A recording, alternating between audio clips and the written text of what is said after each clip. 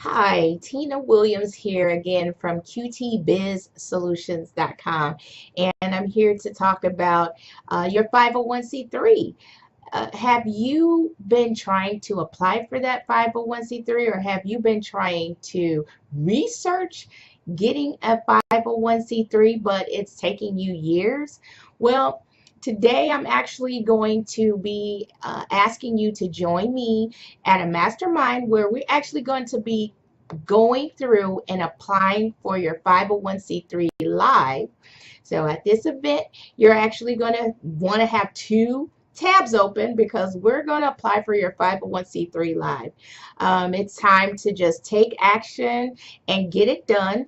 No researching, just getting it done so that you can actually be doing what you need to do most, which is applying for grants. And of course, if you are a nonprofit, you're asking for grant makers, they're going to be asking for your 501c3.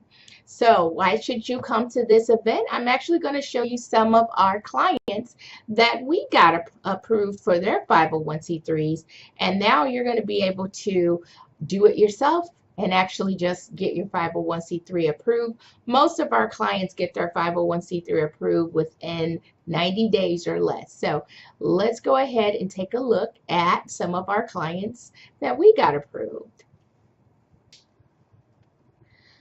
So first I'm going to show you one of our clients.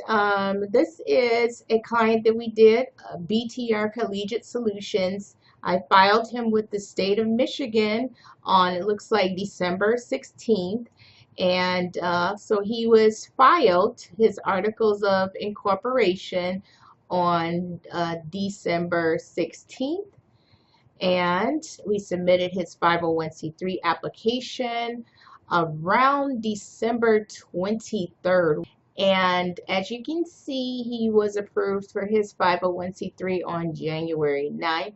So a little bit more than maybe a week or two for his 501c3. Here is another one that we did, which was Oscar Mike Agency. We filed him on November 23rd. And then, of course, he was filed with the state of Michigan there with all the proper clauses that you need in your filing documentation. And then he actually had someone wanting to give him some money, and he needed to hurry up and file. So we actually overnighted his package to the IRS. So as you can see, it was filed on November 23rd with the state of Michigan. We overnighted the same day to the IRS his 501c3 application. And it's never happened this fast again, but as you can see, he was approved. He got his letter of determination and had it November 25th. This is a client we had that was in Massachusetts, filed her in April.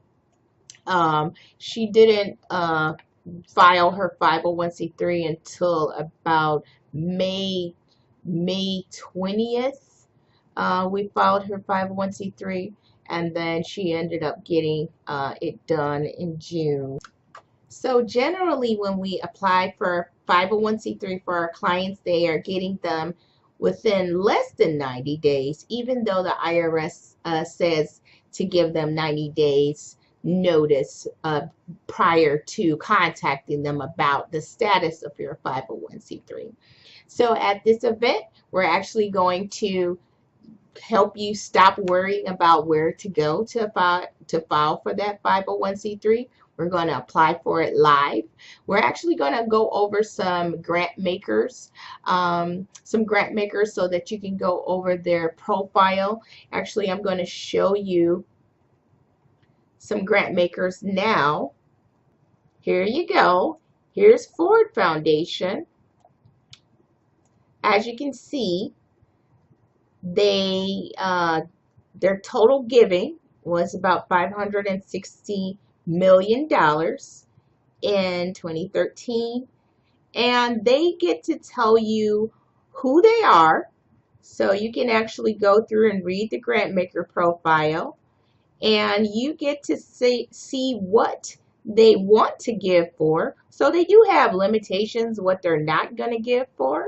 And then so this particular one doesn't do grants for construction or maintenance or buildings, but this one does give for democratic and accountable government, economic fairness, workforce development. So if you were going to be putting a program together for economic fairness and helping people get into jobs or the next generation get into jobs, this might be a great place to go and submit your grant proposal. If you are a film person, you do films, Ford has a goal to advance social justice worldwide through the talent of emerging and established filmmakers. They have some other guidelines: human rights, so sustainable development, and here are some of their other fields of interest there.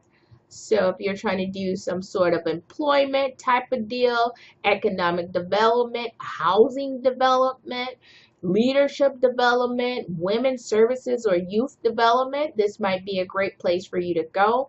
And as you can see, they want to help specific populations such as adolescents, ethnic and racial groups, LGBTQ, low income and poor people, and some other targets that they would like to help. And this is how they will support your organization. And basically, here you go. You have a the grant application and the deadline. This one doesn't have any deadlines. And then they tell you 3 months from the time of a formal proposal submitted if you won the grant or not. So that's one. And let's take a look at JP Morgan Chase as well. So as you can see, they have limitations as well. You have to be in one of their giving areas, and you can see that they want to give for affordable housing.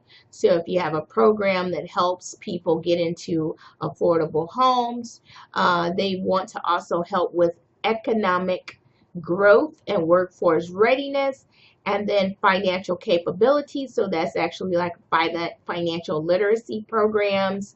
If your program helps adults and youth to get jobs, so youth and adults acquire knowledge, skills, and experience to obtain jobs and help employers gain access to skilled employees, then you might be willing to submit your grant proposal over to Chase. Now, there's over 5 million private foundations in the United States. So if you have a cause and you would like to get funded, you have to be in one of their states of giving, and you have to have a program that is helping the target that they would like to help, and then you would submit your grant proposal as long as you have your 501c3 and a complete grant proposal. So this again is a reason why you would want to attend this live mastermind where we're going to be applying for your 501c3 live so that you can go to the next level and start applying for your grants. Thank you, and please click the link below and register today. This is the only time we will be doing this for this price at this live event.